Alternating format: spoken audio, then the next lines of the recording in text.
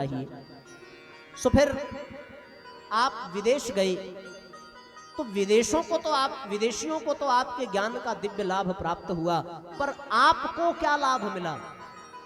तो स्वामी विवेकानंद ने बहुत सुंदर बात कही कि भारतीय संस्कृति के विषय में जो बातें कही जाती हैं कि ये मोक्ष प्रदायिनी है, ये मनुष्य को महान बना देती है, इन बातों पर पहले मैं अंधविश्वास के नाते स्वीकार कर लेता था। विदेश जाने पर और विदेशों को देख करके अब यह दृढ़ भाव हो गया कि वास्तव में भारतीय संस्कृति से श्रेष्ठ अन्य कोई संस्कृति नहीं है। दया, क्षमा, करुणा, उदारता, सद्गुणों का जितना विकास भारतीय संस्कृति में हुआ है, इतना अन्य किसी संस्कृति में नहीं हुआ। अन्य संस्कृति सुख सुविधा प्रदान कर सकती है, पर भारतीय संस्कृति संस्कार प्रदान करती है। अन्य संस्कृति संसार में नियुक्त कर देती है, पर भारतीय संस्कृति संसार से मुक्त कर देती है।